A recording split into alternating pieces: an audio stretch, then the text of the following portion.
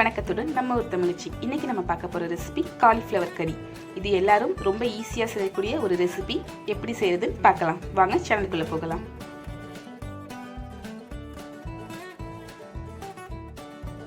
First நம்ம காலிஃப்ளவரை வேக வச்சு எடுத்துக்கலாம். நான் ஒரு காலிஃப்ளவரை சுத்தம் பண்ணிவிட்டு வாஷ் பண்ணிவிட்டு வேக வைக்க போகிறேன். இதில் கொஞ்சமாக உப்பு ஆட் பண்ணிக்கிறேன். அப்புறம் ஒரு சிட்டிகை மஞ்சத்தூள். இதை தண்ணி ஊற்றி நல்லா வேக வச்சு எடுத்துக்கலாம். இது ஒரு 5 மினிட்ஸ் நல்லா வேகட்டும். 5 மினிட்ஸ் கழிச்சு இது நல்லா கொதி வருது. இப்போ நம்ம ஸ்டவ் ஆஃப் பண்ணி வச்சிடலாம். கடாயில் எண்ணெய் ஹீட் பண்ணியாச்சு. இப்போ நான் கொஞ்சமாக ஜீரகம் ஆட் பண்ணுறேன். ஜீரகம் பொரிஞ்சதும் நான் அதில் அரிஞ்சு வச்சிருக்கிற வெங்காயத்தை ஆட் பண்ணுறேன்.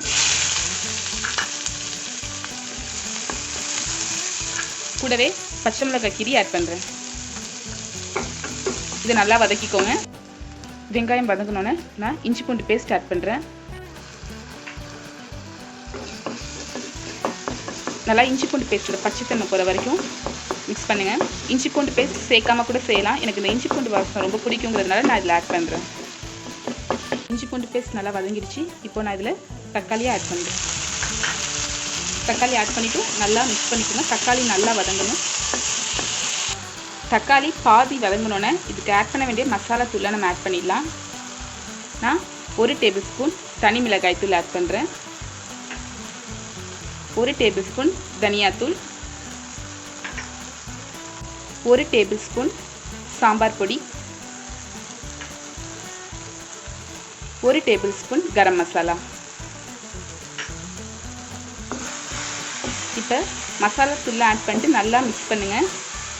லாஸ்ட்டாக தேவையான அளவு உப்பும் ஆட் பண்ணிக்கோங்க.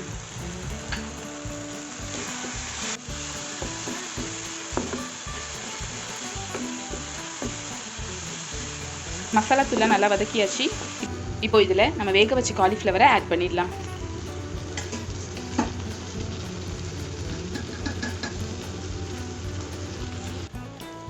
காலிஃப்ளவர் ஆட் பண்ணிவிட்டு நல்லா ஒரு தடவை மிக்ஸ் பண்ணி விடுங்க. மசாலா எல்லாம் எல்லா காலிஃப்ளவர்லையும் ஈவனாக ஸ்ப்ரெட் ஆகிற மாதிரி நல்லா மிக்ஸ் பண்ணிக்கோங்க.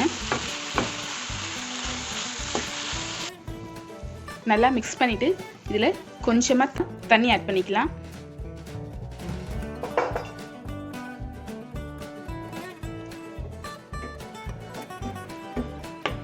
இதை நம்ம ஒரு மூடி போட்டு மூடி நல்லா வேக வச்சிடலாம்.